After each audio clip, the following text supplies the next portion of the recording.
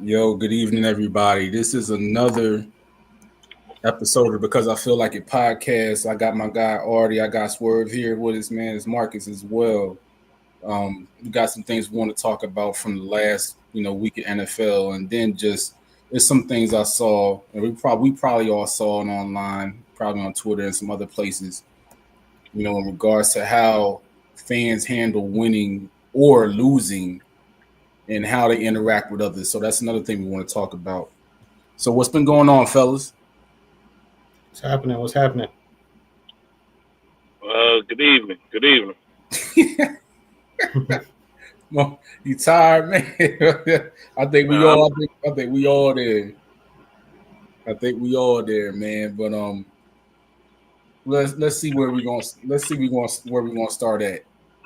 Um, Already, let's start in Green Bay.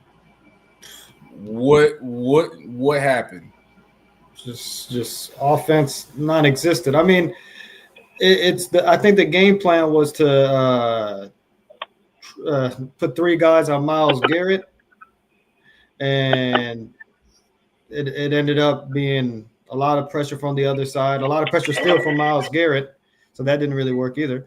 But nobody could get open. Jordan couldn't deliver the ball. He threw a costly interception right to a Browns defender in the fourth quarter, led to them getting to the 4-yard line and then scoring the tying touchdown. Then, as you saw happen in Philly and in other places where missed field goals or blocked field goals can cost you the game too. They go down and they miss at the end, and they get blocked at the end, and that's the end of the day. I mean, Joe Flacco. Yeah. I didn't see it coming. I didn't see it coming, but to be honest, as it was going on, it didn't surprise me. Cleveland has a very good defense. If they had an offense, they'd be a very good team. And the Packers looked exactly like Cleveland. So that gave to a close score.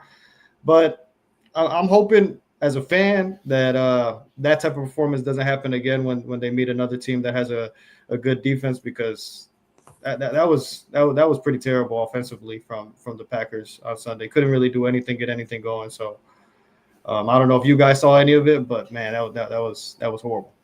can y'all hear me? Yeah, we can hear you. Hold on. I'm gonna jump off and jump back on. I dropped the joint and I can't hear y'all. Okay, we got you. So yeah, so we had that happen, and then I saw what took place between the block punt, and the Jets going down and scoring, and then Baker going back and making sure they won the game. Like I know Marv can't stand Baker. I know he can't. You know what I'm saying? But you gotta give him his just due at this point. He has done, to me, has he done anything in the playoffs? No. But to reinvigorate his career, Baker has done that. I mean, I don't like some of the things he does, personally, but he has done enough to reinvigorate his career, man. Like he's a starting quarterback in the NFL. He's a punk. You know what I If mean? Baker was a black man, Baker would be working at Walmart right now. Yeah, but I mean, I just don't like him. So I'm never going to say anything positive about him. I'm not a fan. He's a sucker in my eyes, and he's playing well, but he's been given opportunity. He was given 3 opportunities before. Like, nah, he's. I'm not a Baker fan, and I could care less about Baker. One thing we can't ignore is the last 3 times. The last 2 times the Eagles have saw Baker. Baker is pretty much. Baker's won. Yeah, he's done what he wanted to do. He's done what he wanted to do. Including in the playoff, where really 1, 2, 3, the last 3 times, really. Yeah, 3 out of the last 4. They won the one in the regular season, but then they won. Then the Bucks have won the last 3. Yeah, he's done his job, man. I can't take that away from him. But So then you get to what other games was out there? San Diego and San Diego. Who I forgot where they're playing on top of my head. They're playing Denver. Playing Denver, and hey, Herbert's another one, man. Like, and I'm not saying it's all Herbert, but you know, like I said last week, you got Harbaugh in there doing his thing with him. That's what makes Herbert formidable. I'm not really even worried about Herbert himself. It's the fact that he has Jim Harbaugh there with him. You know what I'm saying? That though Harbaugh is literally his training wheels. So you know Harbaugh's not gonna let him go out there and do something wild or go out there and lose the game for them. He is going to make a structured game plan. He's going to run the ball, and then he's going to ask his defense to do their job. And there it is. He doesn't really have to do much. And I would say, and I would say that Sunday was probably, and the Broncos are probably the best defense they faced so far, but Sunday was probably his worst game. And just the way that they're managing the game as a coaching staff, as you said, it's making it very hard for them to lose. They're not getting put in very many losing situations. Yeah, exactly. And agreed. So it's helping. What's crazy about that is Ladd hasn't even been part of the offense. Nope. Yeah. Ladd is. I think Quentin Johnson, who many people felt was a bust, has actually performed really well. And Keenan Allen came back home and looked like young Keenan Allen. And Ladd has really become an afterthought. So I'm not a Herbert fan either, but he's doing. See, this is why I'm not a Herbert fan, though. And this is why I don't like certain things, right? Because Herbert is they're simply cutting back on his responsibilities. Instead of saying go out there and throw 35, 40 times and win the game, they're saying we drafted this running back. We're actually going to run the ball and actually have a balanced offense, and you're not going to have to shoulder the load. And Herbert has looked really good these 3 games doing that, right? The same thing that they said to Jalen Hurts when they brought Saquon in. Same thing they did, because remember 2 years ago, Hurts passed for 4,000 yards and 30 touchdowns. We don't need you to do that. We don't need you to throw for 300 every game to be successful. Keep the chains moving. Check us into the right situations. Don't make mistakes, and we win the game. Right? It's a simple formula. It's not trigonometry. Time of possession. Normally in football, if you win the line of scrimmage, own the time of possession, and don't make mistakes, you win that game. That's what the Chargers are doing. Yet somehow I haven't heard how Josh Herbert is so overrated by many people after 3 games and he's barely passing the ball, or it's only reserved for certain people. The criticism and critique are only reserved for certain people. Yeah, and so then when you look, let's go to what is going on in not Arizona but Atlanta, man. Like, man, they went and fired the Falcons. Fired Ike Hilliard. Yeah, and made him the sacrificial lamb. Nah, bro. I watched the game again. I was like, nah, bro. Penix, he just wasn't hitting his people. You know what I'm saying? He didn't look comfortable out there. And then he's going and he's just not doing things that are good characteristics of a competent quarterback. You know what I'm saying? Like he just some of the plays, like he was late going back across the field to a guy and he almost got picked off. You know what I'm saying? They didn't even score one. They didn't score 1 point. I don't think. Huh? Go ahead. I don't think Ohio State would get beat by 30 if they played the Panthers. Yeah, true. Yeah. So hopefully that was like that was bad. Like it was really really bad. And It looked bad like for Raheem Morris more than the team that's what I'm itself. about to say. And like not only did you not score, like you not only did you not score, you gave up a 30 piece To a team with minimum weapons on it. to a Minimum. team. Right. That probably they not gonna score 30 again this year. I promise you that. That was bad. It's been a big turnaround too, because week 1 when they played Tampa, they looked good. They Right. looked really good, and they ended up coming out with the loss at the last second field goal. But man, they didn't look like amazing, but it looked like a turnaround. And getting Kyle Pitts involved, obviously Robinson's still there, looking amazing, but they look good and they look like they had something there. And then the next 2 weeks to turn around and score 6 points Ugh. against the Vikings and against Carolina. I'm gonna tell you this. If they don't win next week, I wonder what they're gonna do. You know what I'm saying? Like, hey, because you know your boy's still down there, man. Kirk Cousins. Like, what you what? I mean, I think they asked Raheem in the presser. He was like, okay, what are you gonna do if Penix keeps struggling? He goes, well, Kirk lost his job last year. I'm like, that's a dumbass response to that, bro. Like, you chose, because this is your team, you're the coach. You chose to go ahead with Penix. If you go 0-3 or 0-4, who do you think is going to be next? They already let you get rid of the receiver coach. If it wasn't the receivers, who's next? You can't say it's the defensive coordinator if you ain't scoring. Yeah. He ain't got nothing to do with the offense.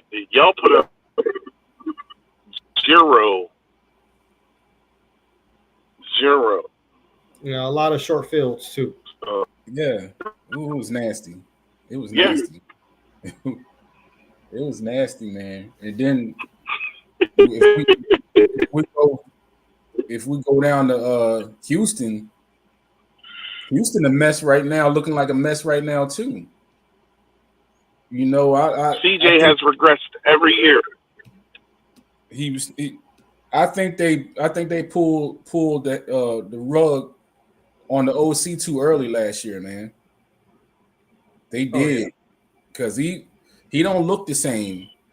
You know what I'm saying? Like, if you say this is the guy that's been with CJ since he came into the league, okay, you might have some up and downs, but you allow them to work through that together because he came with him, right? Instead, they panicked, let him go.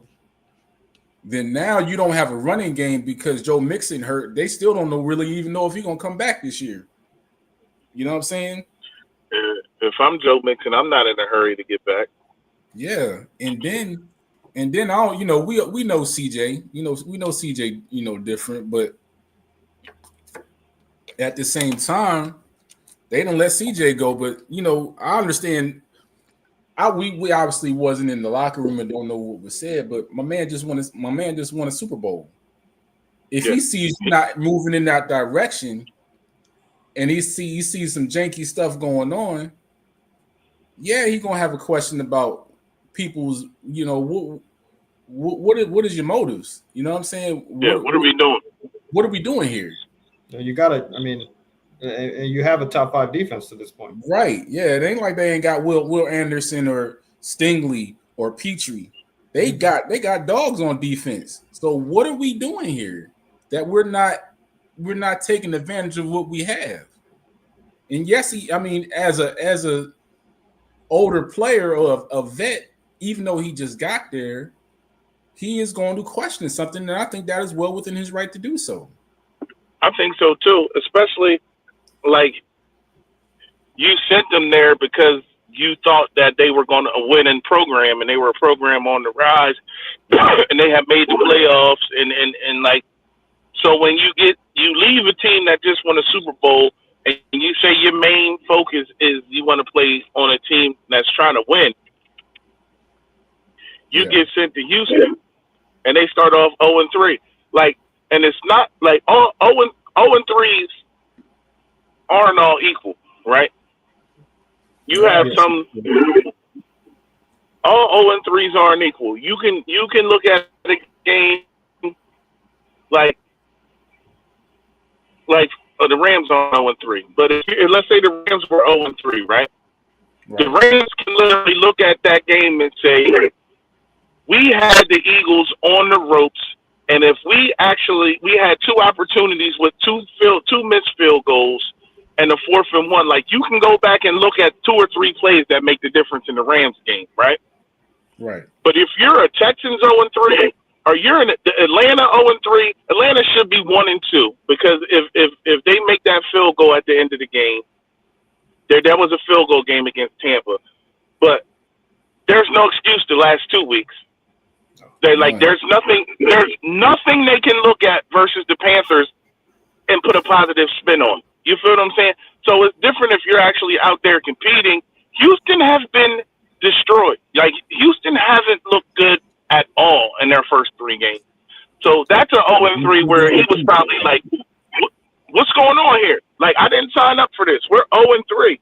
And the worst division in football possibly, right? Because you got to think, like, the Jaguars ain't good.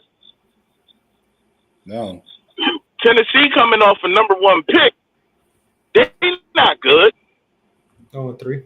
And Josh Allen Light is down there doing his thing because he escaped New York. So the Colts are a surprise 3-0. Right. And people aren't respecting that 3-0. But, like, you can't give the Colts a 3-game head start no matter how bad they are. And CJ ain't with that. Like, we all know, we all have an idea of how he reacted to this last loss. Yeah. And it's well within his rights, honestly. I think it's some internal things they need to fix, man. You know, and I like my guy, the head coach down there. I like him. You know what I'm saying? But likes don't equate. Yeah, Ryan. Nico, yeah. Likes don't equate to progress, bro. You know what I'm saying? Like, you can like somebody all you want to, but you need to start winning, bro. You can't. You in that boat where you can't keep losing it, and then it looks worse because of the division you win.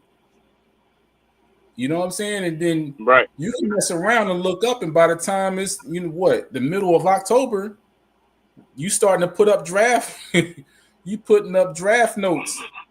You know what I mean? You don't want that, man. So, but like realistically. Even Chubb, they have Chubb running the ball. You got decent receivers. You have decent tight ends.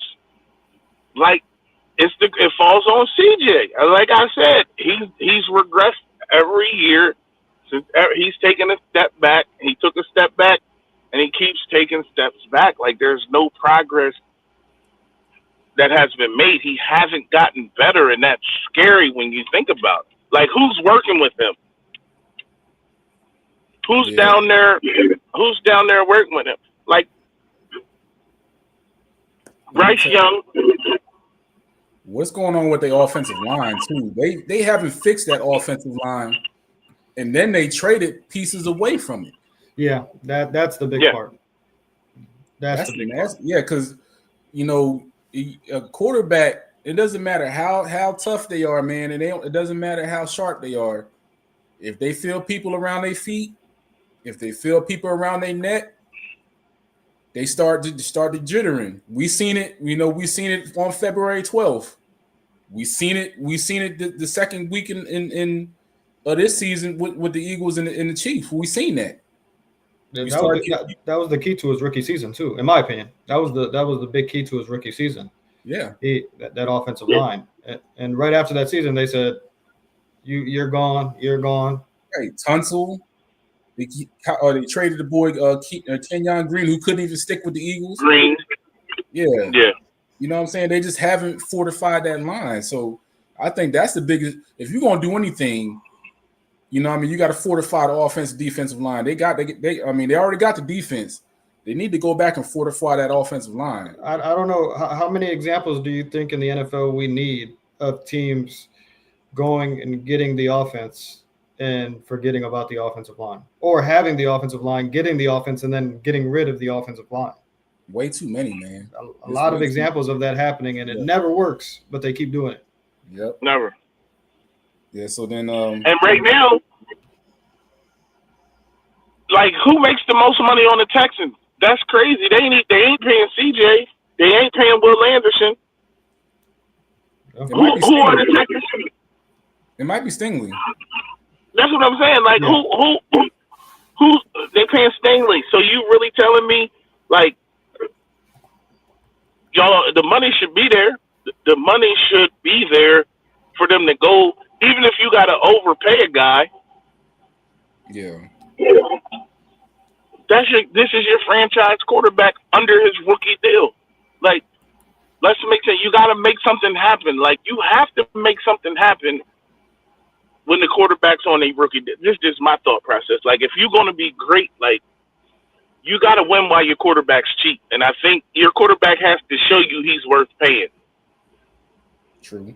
Well, and I think Danielle Hunter has the biggest cap hit at $20 million, and then Stingley at 12. CJ is fourth at just under $10 million. So that is crazy. Yeah, they need to take care of that line, man. They need to stop being cheap and get that man a line. So now, where we going next? Obviously, we're gonna go to Chicago. We're gonna go to Chicago and the Dallas Cowboys game. It's over. Yeah, they in trouble. They in trouble. My boy, my MVP pick showed up. I wish he could play Dallas 15 more weeks. They in trouble, bro. Dallas. I don't know if there's any Dallas fans out there watching. I know y'all trying to put up a united front. A strong front. Why are we worried about this? Why are we worried about that? Bro, the Dallas Cowboys is ass, man. You know what I mean? And it don't start. I'm gonna just tell you what it is. It don't start. It's not starting on the field. It starts with leadership. Up top. Hold on. Let me explain something to y'all. Right? As much as fans of other teams, doesn't matter what the team is, we make fun of Dallas for various reasons. But understand in leadership, understand in mentorship, understand in just life or just, basic business. Culture starts at the top. You know what I'm saying? And it just so happens that your owner is the GM. And the culture he has set is garbage. You know what I'm saying? He can pay you, right? Or not pay you in some cases and hurt your team. But this man has set such a bad culture that it eats away at a player's core from the inside out. And it's just a fact. What he has done to that team let's not even go back to the 29 years before this year. This year alone, he has handicapped his team. And the fact that he feels as though it's going to work is garbage. It's garbage, man. Like how he has stripped this team down to the core of not knowing how to set a culture, not knowing who are the most important players to have on your team. Why is you know what I'm saying? Like we already know what happened with Micah. We know that. But it's just how he's treated these guys, man. And how he's so nonchalant in what he does. It all filters out to the field. You know what I'm saying? It just does. And it's just a horrible product to watch. Now, obviously, the goal is to play well, get paid for all the players. But I think that what happens in Dallas a lot of times with these contract negotiations spanning out, being kind of ugly with the top players there, I think those players are more worried about getting the money than getting the result because of the fact those situations or getting a better situation for themselves. Because I'll be honest, at the end of the day, does he end up paying well? Yes. But then I think that those players are taking those good contracts and they don't want to be there. You could see it. I don't think they want to be there at all.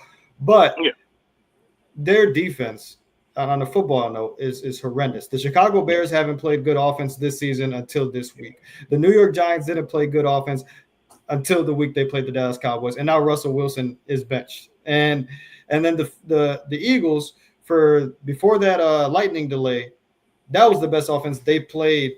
So I mean, I think they scored every possession right before the lightning delay. Pretty much, yeah. So that defense is horrendous. The offense isn't that much better. CD is down now.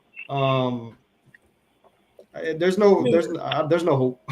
It's over. And then I saw a couple guys go down. Kenny Clark went down. Yeah. Diggs still doesn't look like himself. Like they don't have a pass rush.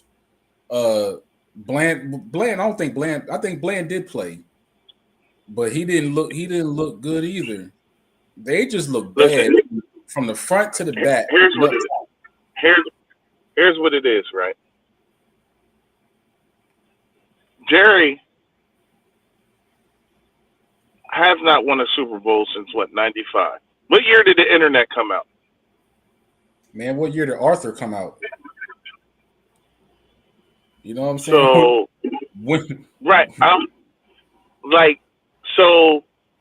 Everything Jerry has ever done was done. I think the first two, maybe even the third one, there might have before there was a salary cap. Right. So it was basically like, we're the Cowboys and we're going to outbid everyone to procure this talent. Mm-hmm. And then even after the salary cap, Dallas was good because they were America's team. Like, you remember when the whole NFL, and Artie, you probably too young, but the NFL was sponsored by Coke. Then became but Pepsi. Dallas had their own deal with Pepsi. Like, Jerry has always been a businessman.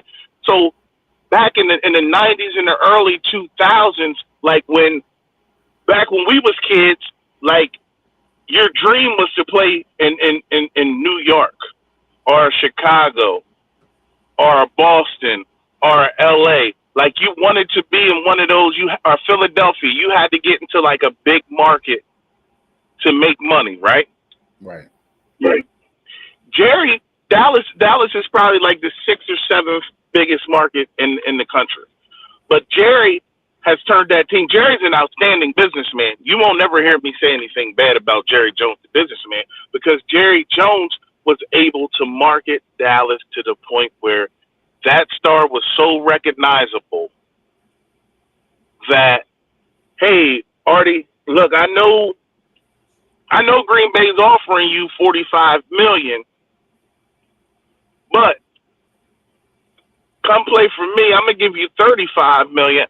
I can offer you $10 million less to come play, but we're gonna make that up on the back end because you're playing for the Dallas Cowboys. Shout out Kawhi. You're gonna sell 1 million jerseys. Like, it was always a way for you to get it on the back end, but now that just, I don't need to play in a big market, dude. I don't need to play in a huge market to make this money anymore. So it's like, why am I going to stay here and play for this asshole who won't even say my name right? You know my name. I mean, I would hope you know my name. I've been here for 4 years, and I've been the best player on your team for 4 years. And because we're negotiating the contract, you won't even give me the decency. You won't even be a decent to call me by my name. Like, you don't know my name. My name's not Michael. My name's Micah. Like, and Jerry, the times have passed. It's time. It don't work. Like, things that Jerry's used to work don't work anymore. We don't need to be in the big market. Like, look, Oklahoma City just won an NBA title. OKC just won an NBA title. Might not have been their best team. I think that 2012 team was better, but Presti learned, and he's going to keep those guys together. And you have to learn that maybe even though you're in a small market, you might have to go over that luxury tax to keep this team together because they're that good.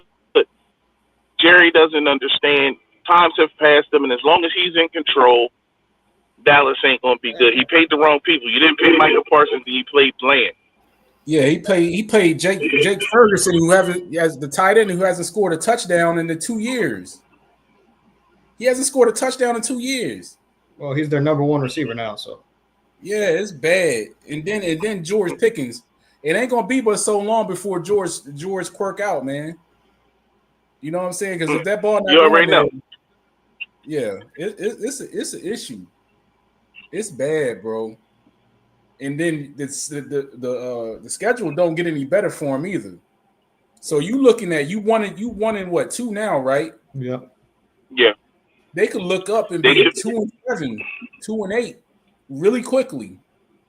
Because no game, they can't even go into a game and say we can mark We this should one win. down, we can play well. You can't do that. You can't. And then, bro, so yeah, we got that one. And then I think people need to start having a discussion about John Harbaugh. It's just they need to, and I love it. You know, I stay in the DMV, man. You know what I mean? And you know, I got a lot of respect for him. Old Eagles special teams coach. But it's just something about that team. They just, whenever they get up, it's the preparation. And I don't know where they go to mentally, but they just don't finish. It doesn't matter if it's in the season or regular season. So we talked about a team where 0-3, like you can pull for.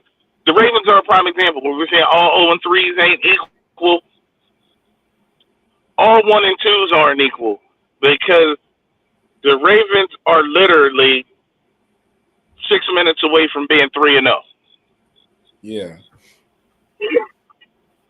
And it's like, you know, Harbaugh and Andy Reid, they looking like they're in the same position. Like they've been there for so long, and they just don't look like. I'm not going to say they're bored. They just don't look. They just don't look like what we're used to seeing them. And it's like Derrick Henry has fumbled 3 times this season, which is crazy to me because I don't remember. And it's just like I don't remember Derrick Henry having an issue fumbling the ball ever. And now it's like three games, 3 fumbles. Lamar started pressing. Like I watched that game, and it was a great game. The Lions showed up, and it was a heavyweight fight, and the Lions just had answers for him. But I think like Baltimore tends. I'll shoot him a little bit of bail because they were missing that Matabuki on the line. Yeah. And then they did, but the one thing I wasn't expecting, obviously Jair didn't play and that was a coach's decision.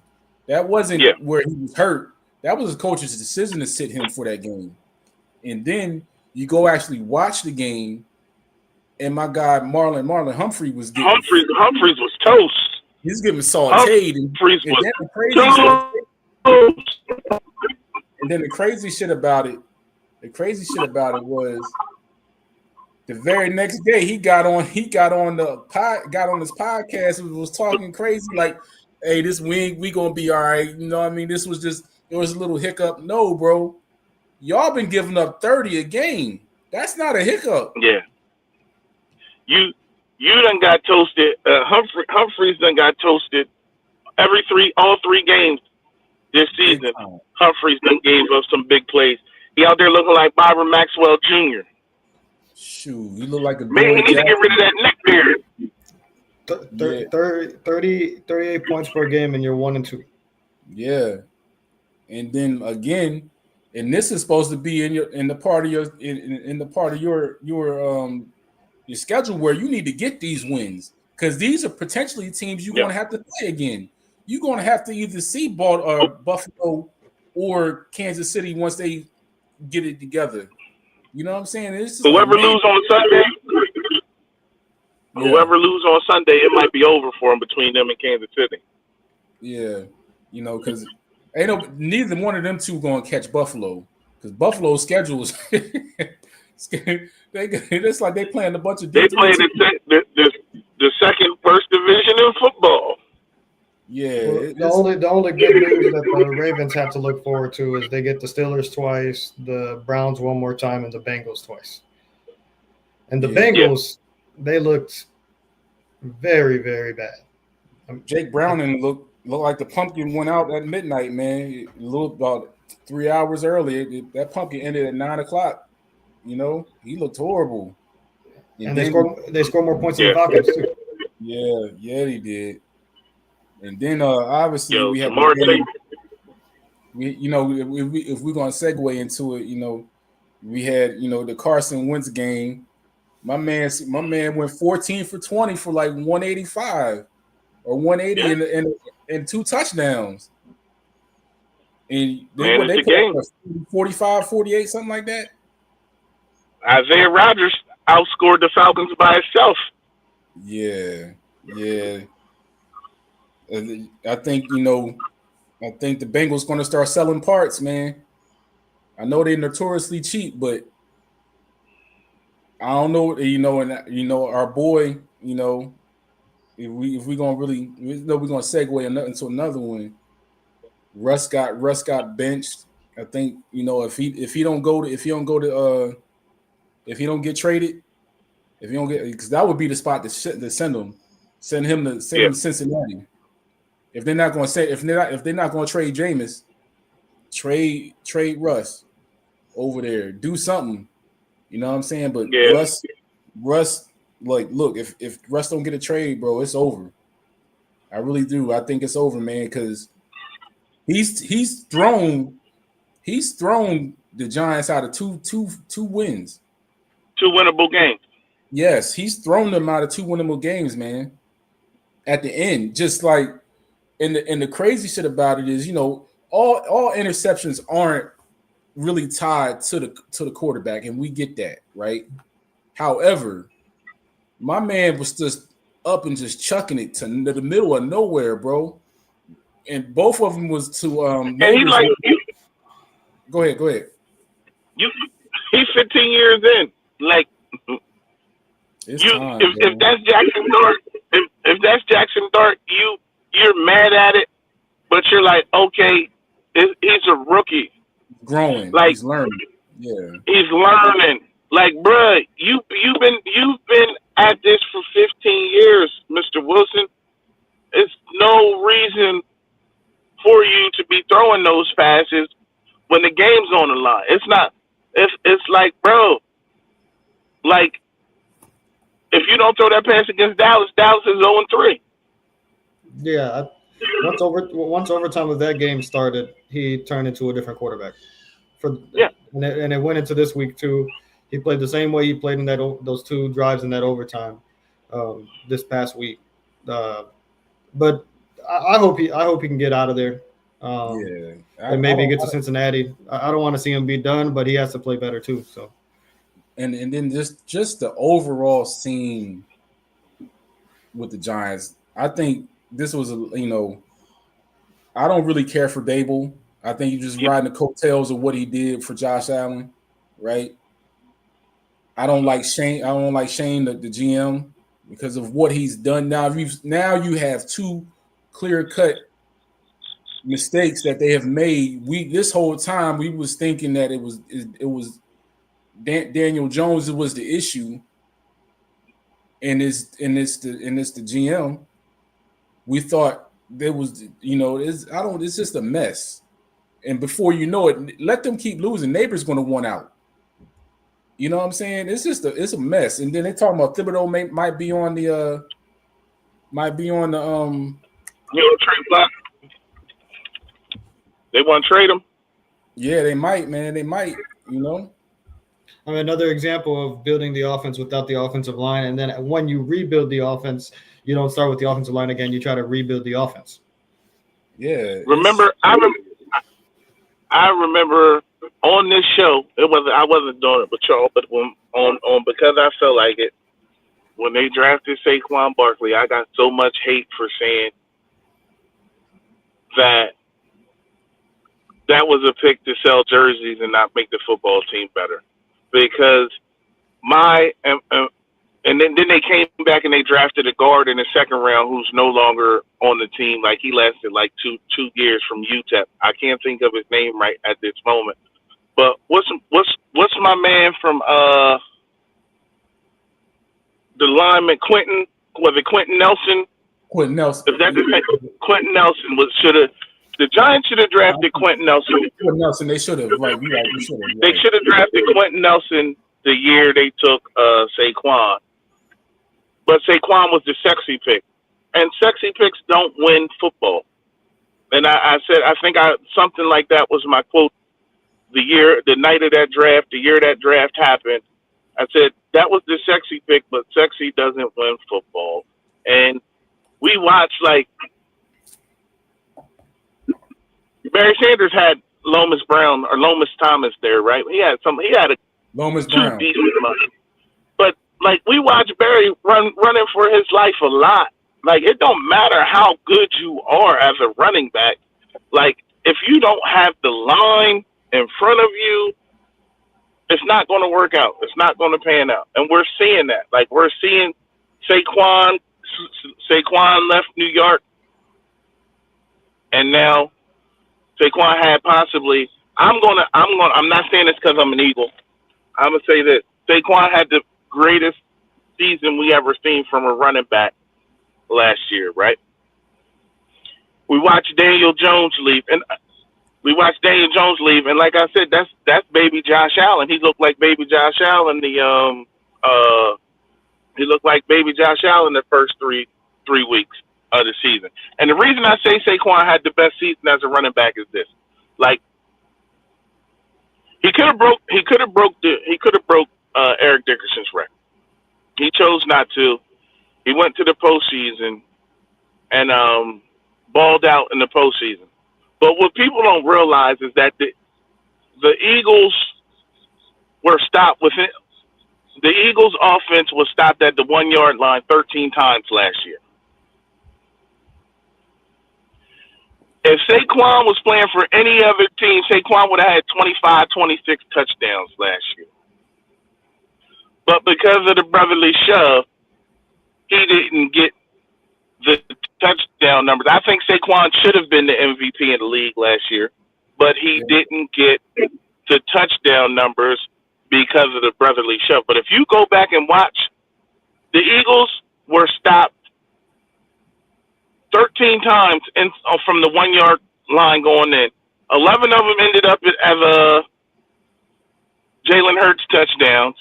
One of them ended up as a Barkley touchdown, and one of them was a forfeit. They stopped them on downs. So if you look at Saquon's numbers and add not even any more yards and just add 12 more touchdowns to that during the regular season, that's better than any running back season we've ever seen. Yeah, with the Giants,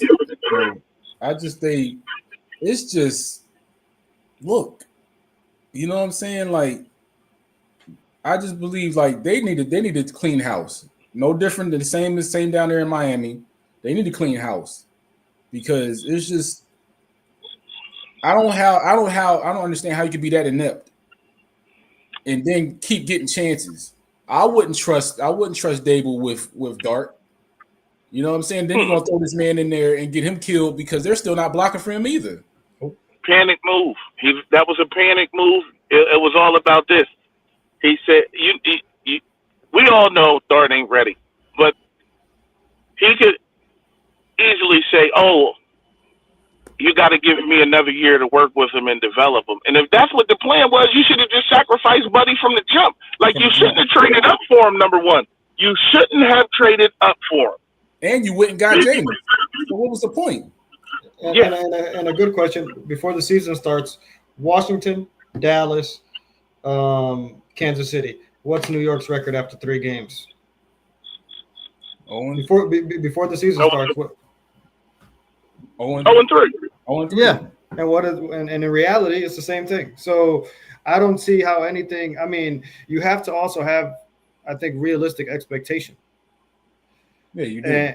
and that kills organizations sometimes too. When and especially an organization that would jump up and build the offense without the offensive line, I can see how they don't have realistic expectation.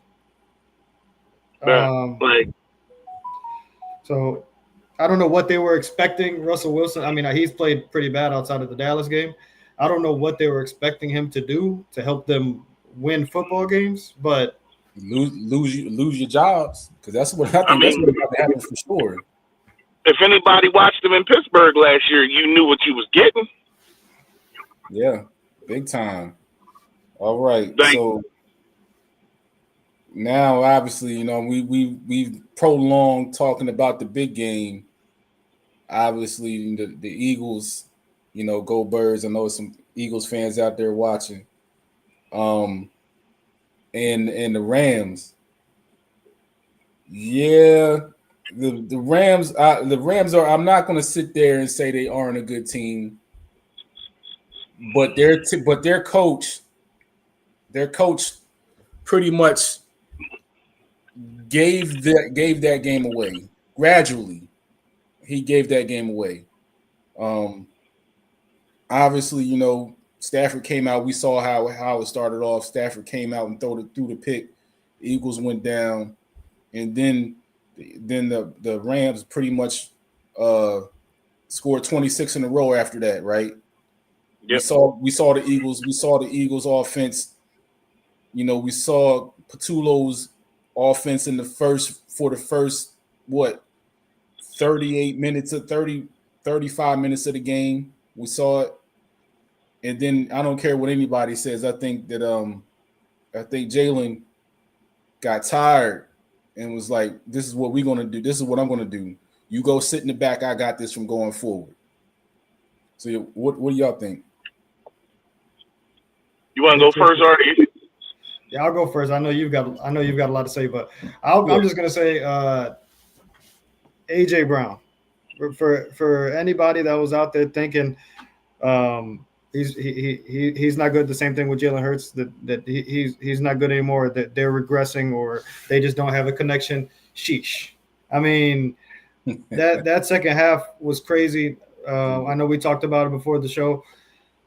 If you stiff arm me like that, the way he on the same drive, 2 plays, the same guy, I don't know. I would say I will meet him after the game, but I'd be scared to meet him after the game. So he's probably gonna lose that fight too. So I would say my huge takeaway. I have 3. One, and I'm not going to say Jalen because I already felt he could do this, and obviously I felt AJ could do this. But one, people don't really want to see this happen. People don't want. That's why I always say when people say anything about Jalen Hurts and AJ Brown connection, be careful what you wish for. This is one of the best wide receivers in the league. This is one of the best quarterbacks, one of the most accurate quarterbacks in the league. When that's going, the people that say what they have to say, that they don't want to see that happen. 2, special teams matters. I think we learned that this week. Special teams matters. Nelson said that. He's in the comments right now. Special teams matter. Yeah. He said that. Special teams matters. We've seen it in a lot of different games, but that was big to block 2 kicks from a kicker that was on, made 4 field goals in the game.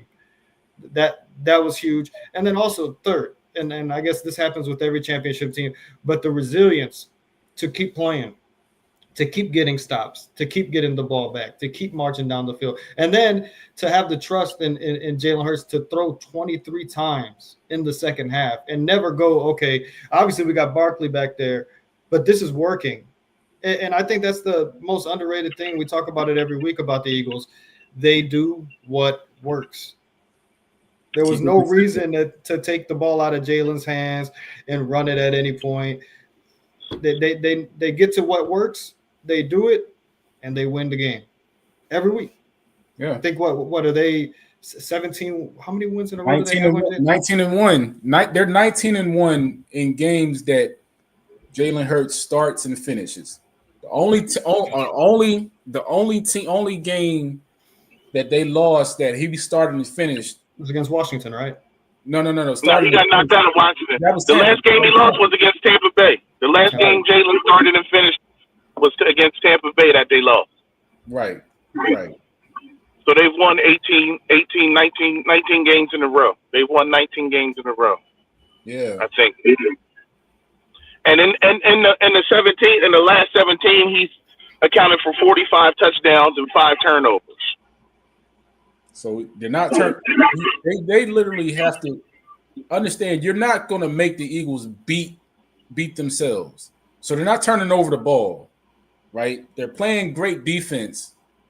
You know what I'm saying? Yes, they have a deficiency at the cornerback 2 position, but everywhere else, and obviously, they got some injuries that popped up out of the blue that we didn't even know about today, but that's neither here or there. But the thing is, the assignment is still the assignment. Win, right? No matter how it looks, no matter, it doesn't have to be pretty.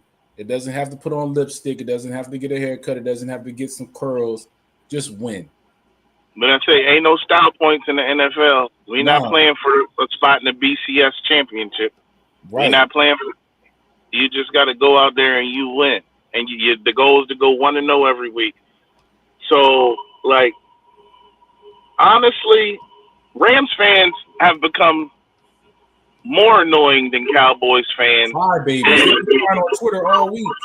Yeah, and you know what's crazy? The NFC West might have the biggest gang of crybaby ass fans in the whole league. Bruh, we done had to hear the 49ers since that NFC Championship game. The 49ers have not stopped crying, right? And that NFC Championship game was how many years ago? So about 5 or 6 years. The 49ers literally still talk. If Brock Purdy didn't get hurt, we would have beat y'all. Bruh. Tell your coach, first off, is McVay from the Shanahan tree? Because he sure did coach like it on the second half on Sunday. But remember I told you about that when we was chatting? I was like, look, bro, he's when they got up 26-7, McVay started calling some weird plays, right? And then he forgot, they were killing the Eagles running the ball with Kyrie. The Eagles could not stop the outside zone at all on Sunday. He was getting 7 yards a clip. Yep. Running, and then he was running it left. He was running it right. It didn't matter. The only issue they had was running up the middle. Shout to Jordan Davis because he played probably the best game he's played as a pro. Even before that block, Jordan Davis played. Jordan Davis played a really, really good divisional round against the Rams, but I think this past Sunday was the best game I've seen Jordan Davis play as a professional. Because he did his job. On the edge, our edge, they ate. Whatever they ate. Going to the outside zone, we had no answer for. And that's what I don't get. McVay the zone was killing him, and he just got cute on 4th and 1. You averaging 5.5 yards to carry on these outside zone plays. And on 4th and 1, you ran that goofy ass toss. I'm not complaining because they stopped it, but yeah. I question. Sometimes I think coaches, especially the younger coaches, they get too smart and they outthink themselves and they do too much. As I watched the other day, and like I told y'all, I wasn't panicked. I was fine. I just felt like the Eagles just needed something to click. They just needed a spark because. Real quick, Nelson asked, "Can the Eagles?" I'm not, and I responded to him. I was like, "That's not a priority, and it's not even a care. It's just not something I'm even thinking about." Yep, you go 1-0 every week. That's the goal. 1-0 every week, and it's just I'm as a lifelong Eagles fan. I was amazingly calm, because I'm bro, you go in and you have 33 yards and you literally played every week. I feel like I say this every week, but they play the worst. They play horrible. Like, And yeah, they start off they play seasons. hard on the first half. They start off seasons. They start off the last 3 seasons the same way. But the thing is, you know, like I said again, you see a lot of this on Twitter, and it's annoying. Okay, people are like, "Well, this is they're starting off like this is 2023." I'm like, "Shut up." You know what I mean? Please stop whining. And the reason I say that is because yes, 2023 happened, but they learned their lesson in 2024. Yeah, and went and won the Super Bowl. So why are you harping on something that happened 2 years ago? Like no one cares. They won. They've showed you that they can get past it and play as a team and win. Yes, that's the assignment. You learn from your mistakes. You go week by week, and you keep playing and you win. So you harping on something that it's just the doom and gloom thing is just nasty. that's who we are as a fan base. Yeah, but we gotta grow. I mean, I'm not saying all, you know, because it's not the whole entire fan base. I'm not gonna sit there and put that claim on everybody. But what I will say is learn to be comfortable with success and winning. Would you rather be the team that's won 19 of the last 20, or the team that's further up 95 who haven't beaten the Eagles in what? 10 years? They beaten them once in the last 10, twice in the last, no, 3 times in the last 10 years, which is the Giants. I think they're what, 5-25? Yeah, it's got bad. Like yes. I remember, you know. Go ahead.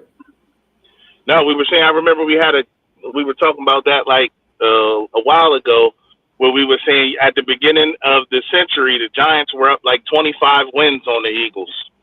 And they hawked them down for 10 years. In 2004, really 2003, it hasn't even been close. Yeah, like you go in and you go up, you come in the 2000s, 25 wins up on a franchise, and you blow a 25-point lead. The Falcons the only team I ever seen blow a 25-point lead faster. I know I done talk bad about Atlanta all show, but they deserve it. Rams fans, you should have seen it. I don't know if y'all seen me, you know, commenting back, but they was hurt. I'm like, I'm talking about nasty comments. Some of why are y'all worried about us? I'm like, y'all the jokers that came to the city and put memes up and dress Rocky and then got mad when your ass got beat. You can't understand. People need to understand. You gotta win the game before you start talking. That yes, and also lead that statue though. You gotta understand, and I'm not talking about the IGGLES fans. I'm talking about the EAGLES fans. You have to understand the mindset.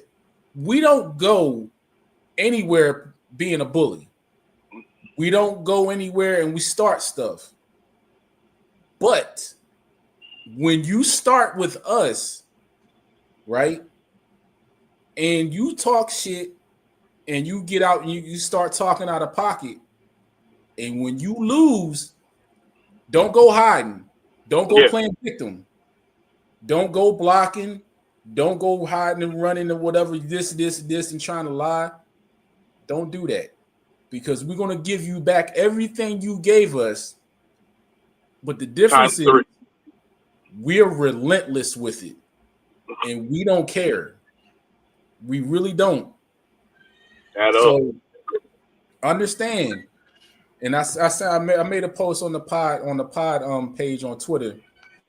I said the worst 3 things that they could have allowed to happen was February 9th, 2018, right? The second thing that shouldn't have happened was the Super winning again, right? And then the other thing was Jalen winning Super Bowl MVP. That was the worst 3 things you could have ever let happen to Eagles fans, especially the ones that's actually really ball fans. You know what I'm saying?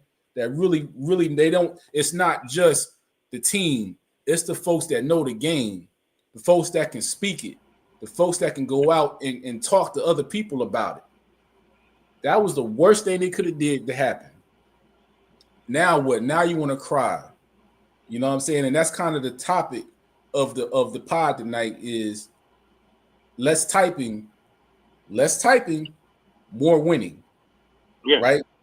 Don't talk to me about what you don't think my quarterback is doing. Either whether you are Eagles fan, the Eagles fans, or whatever fan you are, don't talk to me about that. Are you winning? I don't. You know what I don't understand is like, why so much hate nationally for the Eagles? Like, why? I think it's I don't know. I would say I think it's a common thing for almost all teams that win. But I also think it's there's a big hate for, and this is just my opinion. It's a big hate for Jalen Hurts, man. For teams in all sports, mainly, but in Philly, but on the East Coast, I think there's a big hatred of East Coast sports, whether that be in Philly, whether that be in New York, whether that even be the Baltimore Ravens, or I think there's a big hate for East Coast teams.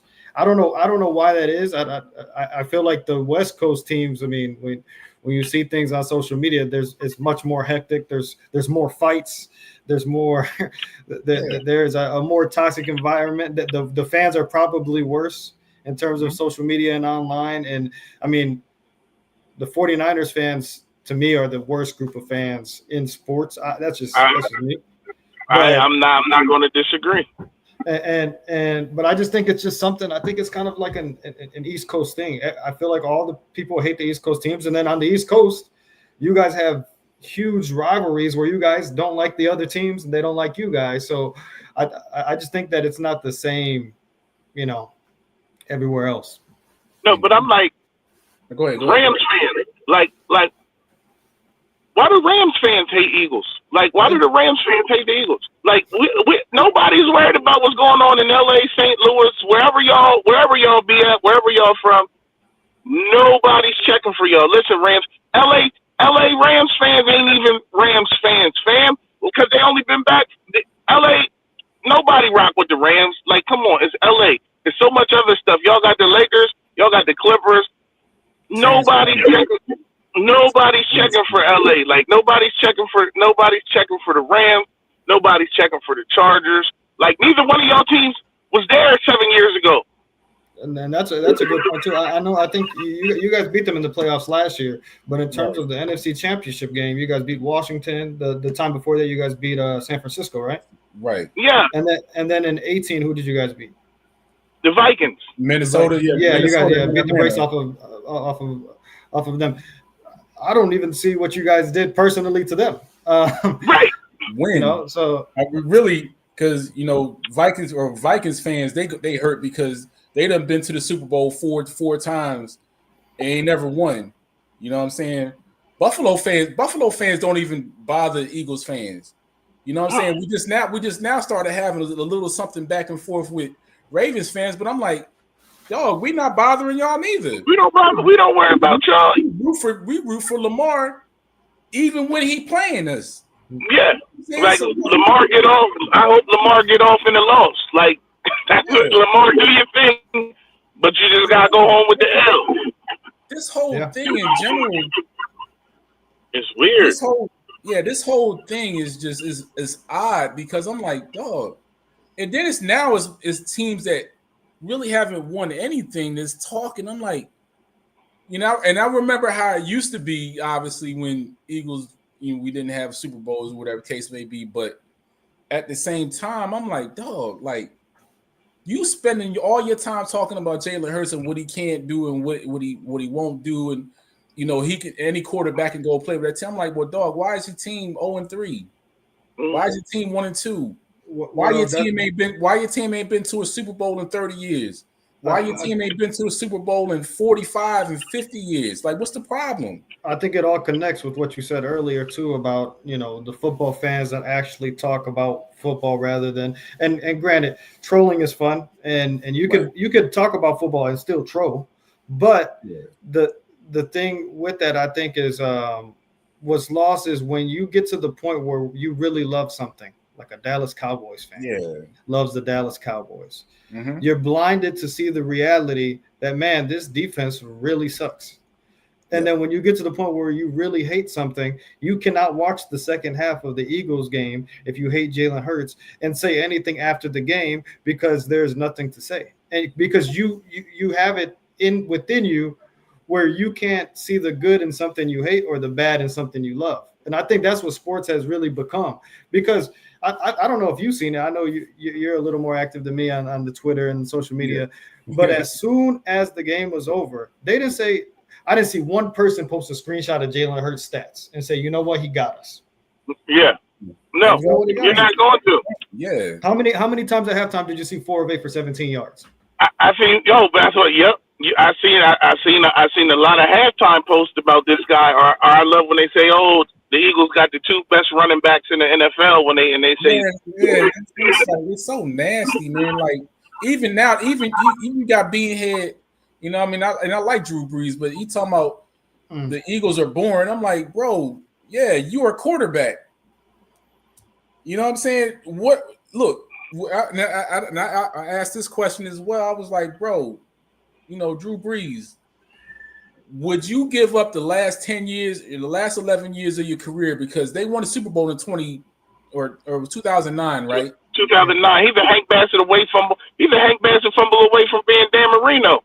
Right, but my thing is, bro, like, understand, would you give up the last 12 years of your career for a boring Super Bowl, another boring Super Bowl ring? So stop acting like you wouldn't. You know what I'm saying? Stop complaining about something that's winning. You were in the league 17 years, only went to the Super Bowl once. And he was pretty known for being, if not the top guy, but one of the top guys for having the most pass attempts. Right. Every year, and there's a lot of years they didn't even make the playoffs. Right. He threw for 5,000 times. Empty stats. Right. So that it looks pretty. That's the thing. The assignment is to win. Forget your yards, Drew. Wins matter, and then how you correlate that to what's currently going on with fans. Man, I think like what you were saying, Artie, I think if you could also tie into the fact that fans bet more now, right? Fans play fantasy football more now, so they're not even looking at the actual game. Mm-hmm. When people talk to you on Twitter or people talk to you on IG or whatever the case may be, or people you see during the day, everything is about stats. Box score bandit. I'm like, shut the fuck up. Yeah, I don't know how many times I've seen a receiver that's very good get low targets like an AJ Brown, and the next day is, since he ruined your parlay or he ruined your fantasy football team for that day, he sucks. Right. It's nasty. He got the ball thrown to him one time. He got that ball. It's never about the win. It's about what they can do for you and your pocket. And you missing out. Get it. I understand people are younger than they growing up, and the case may be, but you are missing out on so much more about the game than just. And if you can't handle it, maybe you shouldn't bet. Maybe you shouldn't have fantasy football. I'm not telling you what to do or what not to do. I'm just explaining to you or the people out there to understand, like, I don't care about your fantasy football team. Neither do the players. I don't care about my fantasy football team. Yeah, I don't care about your bet, bro. I care about whoever I'm watching, whether it's the Eagles, 76ers, whatever the case may be. I care about winning the game. I don't care who got 25. I don't care that if Jalen threw for 300. I don't care if Saquon ran for 250. Did the Eagles win? If they not doing it in the win, if they not leaving with a win, it don't matter. It don't matter. Thank you. That's the bottom line. That is the name of the game. I think that's a good topic too. That those things have changed the sports conversation overall. Yeah, that's definitely going to be. It's not about the sports at all.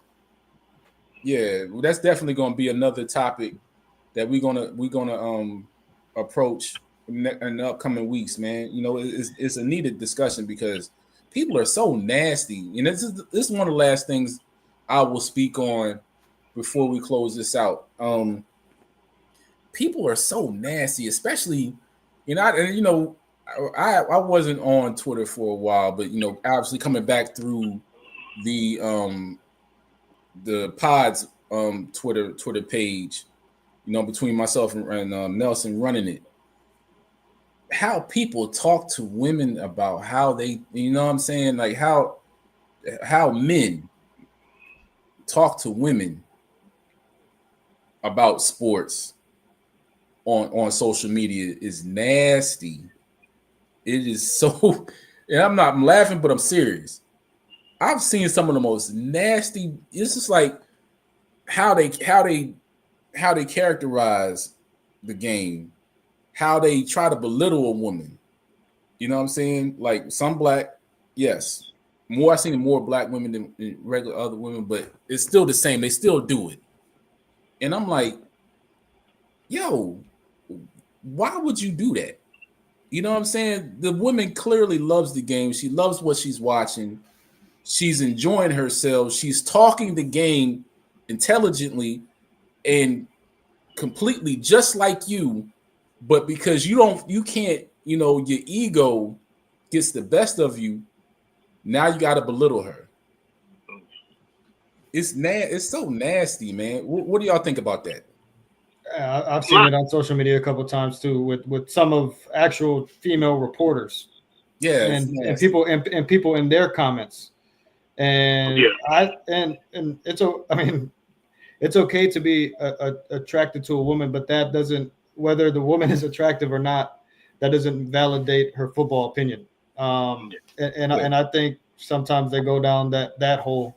And I think it's terrible too. I mean, and some of, honestly, if we're being honest, some of those female reporters are a lot better than the male counterparts. A lot better, because I think they're focused more on the sport and the game than a lot of the male counterparts who are focused on if the offense is boring or not. I've seen. I'll let y'all continue. I've seen women, in particular, because we, a lot of us on Twitter. I've seen some women just be straight, just dogs, man. You know what I'm saying? Like from the stats to attention to detail, situational awareness, and just fry up a dude. And because he let his pride get the best of him, he goes and says something crazy when he could just really just celebrate a woman actually, knowing her shit. Because I love seeing it. I love seeing it. You know what I'm saying? And it's a welcome conversation. But because they can't handle it, they start going to call her the bees and you need to get back in the kitchen. I'm like, bro, shut up. Like, that's wild. You would tell your mom to get back in the kitchen. Why would you tell her to get back in the kitchen? Dudes is insecure. Like, I talk sports with anybody. Especially, real quick, I got one more for you, and I promise you I'm done. They're really insecure, really wrapped around, and they know the Jalen Hurts thing too. A lot of them are insecure about that. But go ahead. Like, I talk sports with anybody, and as long as you keeping it respectful, and we having a decent dialogue, I don't care. Like, I think like dudes have a belief about like women, like she's not really into sports. She's just doing that like she's a pick-me. She just wants a guy to like her. I think a lot of guys think women aren't being their genuine selves when you find a woman who actually talks sports and can break it down. Like, but on the flip side, but the guys too. Like, for instance, it was I'm not gonna say no names, but I was on Facebook. I was on Facebook, and after Hopkins made that crazy catch in Buffalo, they interviewed the cornerback, and they interviewed the Bills cornerback, and he was clearly salty, like that the reporter asked him about the question, like asked him about the catch. And he was like, well, tell him to do it again. So I was like, nah, bro, like, Zay Flowers took your lunch, and then old man Hop kind of ended your day with that pass. Like you got burnt. Just take the L. Say I need to play better, but I'm grateful for the win. Like that should have been his response instead of how he responded. So a woman gets on my page and she was like, "You don't know anything about football. The Bills won. You need to shut up." Okay. So when you give that energy as a woman, I'm not going to not respond how I would normally respond to anyone else. And I laid into her like y'all know I did. But I told her, I said, and this is why I don't talk football with most women, because this post has nothing to do whether the Bills won the game. The dude had a bad day at work, and instead of saying, hey, I had a bad day at work and they got the best of me, thankfully Josh Allen bailed me out, you're arguing with me about a win. I said, you've commented 12 times, and you can't show me once where I said the Bills did not win the game. I'm talking about the quarterback. They targeted him 11 times, and the quarterback was 9 for 11 with 2 touchdowns on him. Yeah. He had a bad day. Like, so there's a difference between women who know football and women can have, and not just women. There's a difference between people in general who want to talk sports, and then there's just a random ass fan who just doesn't understand. But either way, you shouldn't disrespect her because she's a woman. I disrespected her because she's an idiot.